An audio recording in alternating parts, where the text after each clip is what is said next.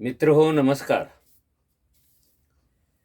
स्थानिक स्वराज्य संस्थांच्या निवडणुकीतील महत्त्वाचा टप्पा म्हणजे महापालिका. आणि महापालिकेच्या निवडणुका वेगळ्या वेगळ्या कारणाने गाजत आहेत. आणि ही सगळी कारणं जणू काही लोकशाहीच्या मुळावर उठत आहेत असं वाटतं. मागच्या व्हिडिओमध्ये आपण राजकारणावर चर्चा केली होती. तिकीटं देताना, तिकीटं वाटताना तयार झालेले घराणेशाही याच्यावर चर्चा केली होती. आणि आता एका अतिशय महत्त्वाच्या मुद्द्यावर आपण चर्चा करणार आहोत. ती म्हणजे बिनविरोध निवडणुका. यावेळेला महापालिका ज्या 29 आहेत, या 29 महापालिकांच्यामध्ये जवळजवळ 80 ठिकाणी 80 उमेदवार बिनविरोध आलेले आहेत. स्वाभाविकच त्यात कुणालाही आपल्याकडे घेऊन शुद्ध करणारा आणि त्याला जिंकून आणणारा भाजप 1 नंबरवर आहे. 2 नंबरवर शिवसेना आहे. 3 नंबरवर अजितदादा गट आहे. म्हणजे असा एकही पक्ष नाही आहे की ज्याच्यात थोड्या अधिक प्रमाणामध्ये बिनविरोध निवडून आलेले उमेदवार नाही आहेत. मी हे थोडं गांभीर्याने आपल्याला सांगतो आहे की हे जे बिनविरोध होणं हे लोकशाहीच्या मार्गाने झालेलं आहे असं आता सत्ताधारी सांगतायत. खरं म्हणजे लोकशाही स्थापन होऊन सुद्धा निवडणुका व्हायला आपल्याकडे तसा अनेक वर्षांचा कालावधी गेलेला आहे. आपल्याला सर्वांना माहिती आहे की लोकशाही आली, निवडणुका आल्या, पण महाराष्ट्रातल्या देशातल्या अनेक खेड्यामध्ये वंश परंपरेने सत्तेवर असलेले सरपंच, पाटील हे आपापल्या गावामध्ये बिनविरोध निवडणुका करायचे. आपल्या शेतावर राबणाऱ्या नोकऱ्या चाकरांना निवडून आले असं जाहीर करायचे आणि स्वतः सरपंच व्हायचे. या गावाने निवडणुका कधी पाहिल्याच नाही, पण त्या देशात लोकसभा, राज्यसभा, विधानसभा, विधान परिषद या सगळीकडे सुरू होत्या. आता मुळामध्येच बिनविरोध निवडणुका असाव्यात की नसाव्यात हा वाद आता चालू झाला. ज्याचे जे लाभार्थी आहेत ते म्हणतात बिनविरोध निवडणुका झाल्यामुळं लोकशाही अधिक मजबूत होते, निवडणुकीवरचा खर्च कमी होतो, मतदारांमधला समझोता वाढतो, जो निवडणुकीमध्ये डिस्टर्ब होण्याची शक्यता असते तसं काही होत नाही. हा जो बिनविरोध निवडणुकांचा प्रयोग आहे तो महाराष्ट्रात समाजसेवक अण्णा हजारे यांनी आपल्या राळेगण सिद्धीमध्ये मोठ्या प्रमाणात वाढवला. तिथे निवडणुकाच होत नव्हती. देवाच्या पारावर बसून, मंदिराच्या पारावर बसून उमेदवार निवडायचे आणि तेच निवडून आले असं जाहीर करायचे. आमचं गाव किती ऐक्यवान आहे हे सांगण्याचा प्रयत्न केला जायचा. पण लोकशाहीच्या दृष्टीनं ही अतिशय गंभीर गोष्ट आहे. लोकशाहीमध्ये लोकच आपल्याला हवे ती गोष्ट निवडत असतात आणि ते निवडीचं स्वातंत्र्यच कोणत्या ना कोणत्या मार्गाने गेलं तर त्याचा परिणाम म्हणजे लोकशाहीला नख लागतं. भाजपचे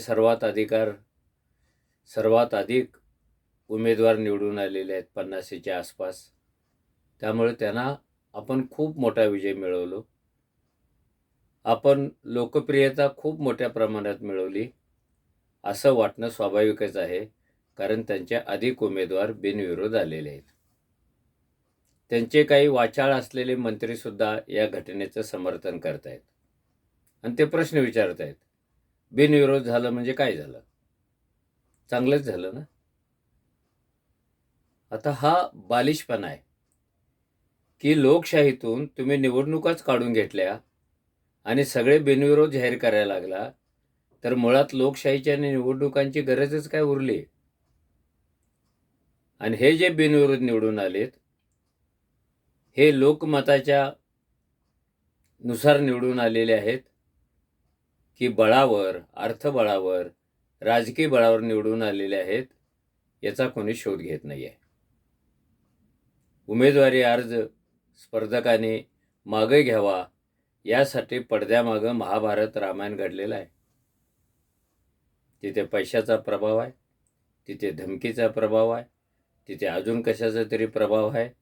आणि असाही होऊन किंवा स्वतःचा फायदा करून घेऊन अनेक उमेदवारांनी मागं अर्ज घेतले आणि रिंगणामध्ये एकच उमेदवार उरला, त्याला बिनविरोध जाहीर करण्यात आलं. महाराष्ट्रभर अशा बिनविरोध विजयी झालेल्या उमेदवाराचा डंका वाजतोय. हजारो होर्डिंग त्याच्या नावाने झळकत आहेत आणि सरकारमधले मंत्री म्हणतायत हे योग्यच झालं. मी पुन्हा सांगतो की लोकशाहीमध्ये लोकांना हवं ते निवडण्याचा अधिकार असतो, स्वातंत्र्य असतं आणि ते स्वातंत्र्य त्यांना उपभोगता यावं म्हणून निवडणूक आहेत. कुणाला किती मतं पडली ह्याच्यापेक्षा एखादा उमेदवार स्वतःला निवडणुकीच्या रिंगणामध्ये सादर करू शकतो, स्वतःला आजमावू शकतो. लोकमत कुठे आहेत, कसं आहे, आपल्या मागं कोण आहे, आपण काय सांगायला पाहिजे लोकांना, कोणता कार्यक्रम ठेवायला पाहिजे, ह्याची संधी निवडणूक रिंगणातल्या सगळ्याच उमेदवारांना मिळत असते आणि ती योग्य आहे. मी का उभा आहे हे लोकांना पटवून द्यायचं असतं. याच प्रकारातून पुढे असा प्रश्न निर्माण झाला की एखाद्या मतदाराला कुणालाच मतदान करायचं नसेल तर काय करायचं. मग त्याच्या जागी नोटा आला. मी कुणालाही मत देऊ इच्छित नाही असं तो मतदार सूचित करत असतो मतदान केंद्रात जाऊन. मग एकीकडे ही व्यवस्था असेल तर मग बिनविरोध निवडणूक घेण्यात अर्थ काय आहे. तो जर बिनविरोधच येणार असेल तर मतदानाला जायला तो का घाबरतो. त्यांनी स्पर्धकाच्या विरोधामध्ये जर निवडणूक जिंकली तर त्याला खरंच आपल्याला पसंत न करणारे काही मतदार आहेत हे पण लक्षात आलं असतं.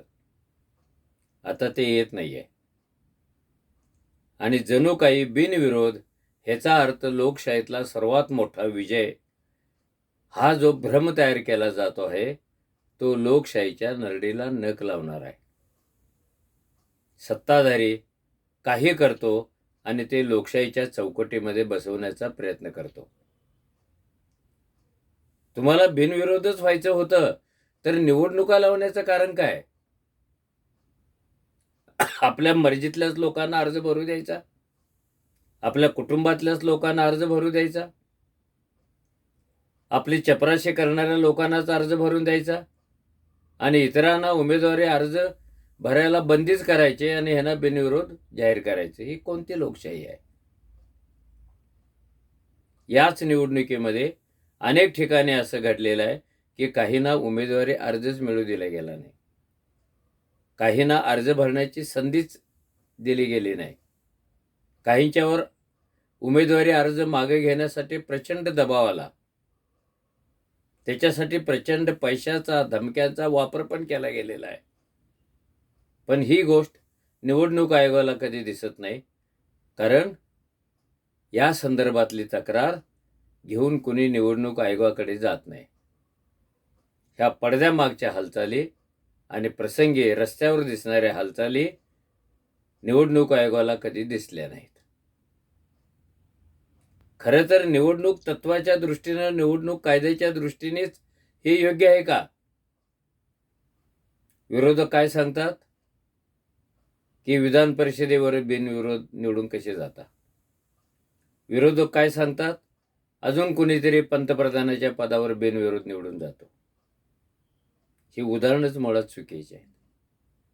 गल्लीतल्या निवडणुकीसाठी आपण दिल्लीतलं उदाहरण काय घेतो, विधान परिषदेचं उदाहरण काय घेतो. तिथे किती मतदार आहेत, मुठभर मतदार आहेत आणि इकडे किती मतदार आहेत. मुद्दा हा आहे, आपली लोकशाही अजूनही प्रौढ झालेली नाही. तिचं वय फक्त 75 वर्ष आहे. तिला प्रौढत्वाकडे परिपक्वतेकडे घेऊन जाण्याऐवजी तिच्या मार्गामध्ये असे स्पीड ब्रेकर तयार करणं हे चुकीचं आणि फक्त चुकीचंच आहे. अर्ज माघारी घेतल्यामुळे एखादा बिनविरोध झाला, तो विजयी झाला, ही गोष्ट मतदारसंघातल्या सगळ्यांनाच मान्य होते का? मतदारांना त्याचा कोणी कानोसा घेतलेला आहे का? मतदारांची इच्छा होती का अशी की आपल्या मतदारसंघात आपल्याला मतदानालाच जाण्याची गरज नाही, कारण आपण मतं न देता तो बिनविरोध होणार आहे. मतदानाची संधीच नाही आपल्याला. तुम्ही नोटाचा वापर करताय की विरोधकांना देताय की सत्ताधाऱ्यांना देता, हा प्रश्न कधी तयार होतो? तुम्हाला मतदान केंद्रामध्ये जाण्याची संधी मिळाल्यानंतर. मतदान केंद्र, स्वतःचा निर्णय याच्याशी मतदार बांधला गेलेला आहे. हे नातं अतूट आहे. ते कोणत्याही परिस्थितीमध्ये तुटलं की नुकसान लोकशाहीचं होतं आणि फायदा गल्लीपासून दिल्लीपर्यंत आपलाच पक्ष वाढेल असं सांगत फिरणाऱ्या सत्ताधाऱ्यांचा होतो. पण लोकशाहीत सत्ताधाऱ्यांचा फायदा व्हावा म्हणून लोकशाही दुर्बल करावी असं कधी सांगितलं जात नसतं आणि ते नसतं पण. आता महाराष्ट्रात तर निवडून आले,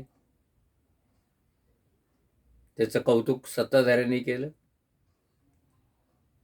पण हे सगळं चालू असताना लोकशाहीच्या मार्गामध्ये कोणते प्रश्न येतील आणि इथे मतदार मतदान केंद्रावरच जाणार नसेल, कारण तशी संधीच त्याला मिळणार नसेल, तर कोणत्या लोकशाहीच्या गप्पा मारतोय भाऊ आपण?